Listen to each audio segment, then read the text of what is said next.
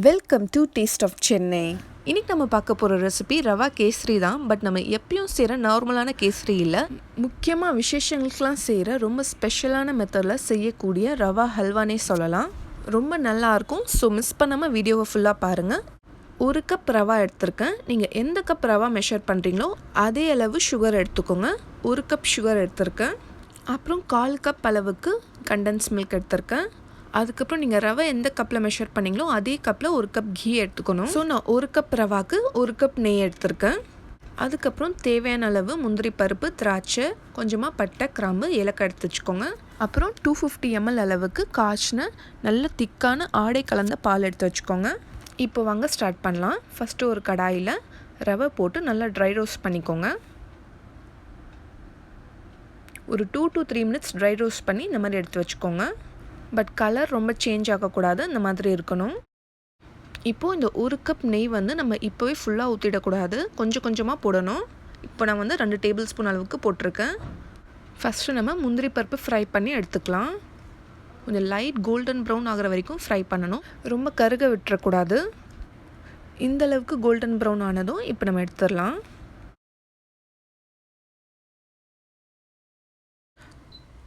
அடுத்தது திராட்சை போட்டுக்கலாம். இது ஒரு 30 செகண்ட்ஸில் ஃப்ரை ஆகிடும். இப்போ இதையும் எடுத்து வச்சிடலாம்.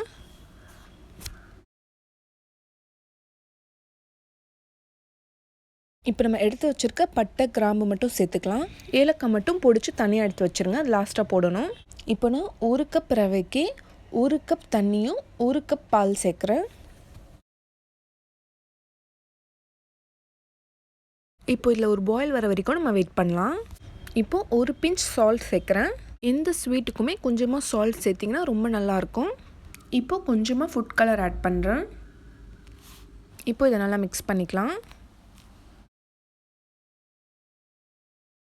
இப்போது இந்த பால் நல்லா கொதிச்சதும் இப்போ நம்ம ரவை சேர்த்துடலாம். பொறுமையாக ஒரு கையால் ரவை சேர்த்துட்டு இன்னொரு கையால் நம்ம இந்த மாதிரி மிக்ஸ் பண்ணி விட்டுட்டே இருக்கணும். கை விடாமல் இந்த மாதிரி மிக்ஸ் பண்ணணும், அப்போ தான் லம்ப்ஸ் ஃபார்ம் ஆகாது. இப்போது இந்த ஸ்டேஜில் இன்னும் கொஞ்சம் நெய் நான் சேர்த்துக்கிறேன். இப்போது சுகரும் சேர்த்துக்கலாம். நல்லா மிக்ஸ் பண்ணி விடுங்க. சுகர் சேர்த்ததுக்கப்புறம் கொஞ்சம் தண்ணியாக இருக்கிற மாதிரி இருக்கும், ஆனால் போக போக சரியாயிடும். இப்போ நம்ம எடுத்து வச்சுருக்க இந்த மில்க் மேடும் சேர்த்துக்கலாம். இப்போ இதையும் நல்லா மிக்ஸ் பண்ணிக்கலாம். திரும்ப கொஞ்சம் நெய் சேர்த்துக்கிறேன். இப்போது இந்த தட்டி வச்சுருந்த நம்ம ஏலக்காய் பொடியும் சேர்த்துக்கலாம். இப்போ நம்ம ஃப்ரை பண்ணி வச்சுருந்த நட்ஸும் சேர்த்துக்கலாம்.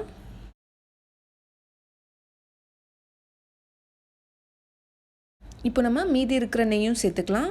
இதை நம்ம ஃபைனலாக சேர்க்குறது. நெய் 1 கப் அளவு சொல்லியிருந்தேன். இப்போ நம்ம கொஞ்சம் கொஞ்சமாக அது ஃபுல்லாகவே சேர்த்தாச்சு. ஃபைனலாக இதுதான் நம்ம secret ingredient, rose water 1 teaspoon அளவுக்கு சேர்த்துக்கோங்க.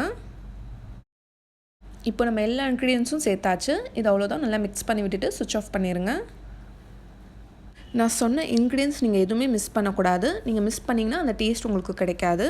ஸோ எல்லாமே போட ட்ரை பண்ணுங்கள். பார்க்கும்போதே சாப்பிடணும் போல் இருக்கல, எவ்வளோ அழகாக வந்திருக்கு பாருங்கள். இப்போ நம்ம ரொம்ப ரொம்ப ரிச் அண்ட் டேஸ்டியான ரவா ஹல்வா ரெடி ஆகிடுச்சு.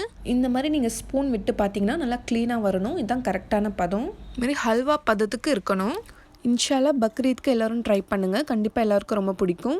டேஸ்ட் ஆஃப் சென்னை சார்பாக எல்லாருக்குமே ஈத் முபாரக். இந்த மாதிரி ஒரு ஹல்வா நீங்கள் டேஸ்ட் பண்ணியிருக்கவே மாட்டீங்க. எங்கள் வீட்டில் நடக்கிற எல்லா ஃபங்க்ஷன்ஸ்க்குமே நாங்கள் இப்படி தான் செஞ்சு சர்வ் பண்ணியிருக்கோம். யாரும் ரெசிபி கேட்காம போகவே மாட்டாங்க. அந்தளவுக்கு ரொம்ப சுவையாக இருக்கும். நீங்களும் கண்டிப்பாக ட்ரை பண்ணிவிட்டு எப்படி வந்துச்சுன்னு சொல்லி எனக்கு கமெண்ட்ஸில் சொல்லுங்கள். நான் சொன்ன ரெசிபி உங்களுக்கு பிடிச்சிருந்தா லைக் பண்ணிவிட்டு மற்றவங்களும் பார்க்கணுன்னு நினச்சிங்கன்னா ஃப்ரெண்ட்ஸ்க்கும் ஷேர் பண்ணிக்கோங்க. நம்ம சேனல் 50,000 சப்ஸ்கிரைபர்ஸ் ரீச் பண்ணதுக்கு இந்த ஸ்வீட்டை நான் எல்லாருக்குமே டெடிகேட் பண்ணுறேன். இந்த மாதிரி நல்ல ரெசிபிஸ் வேணும்னா எங்கள் சேனல் டேஸ்ட் ஆஃப் சென்னையை சப்ஸ்கிரைப் பண்ணி வச்சுக்கோங்க. நாளைக்கும் இதே மாதிரி வேறு ஒரு நல்ல ரெசிபியில் சந்திப்போம். தேங்க்யூ ஸோ மச் ஃபார் வாட்சிங்.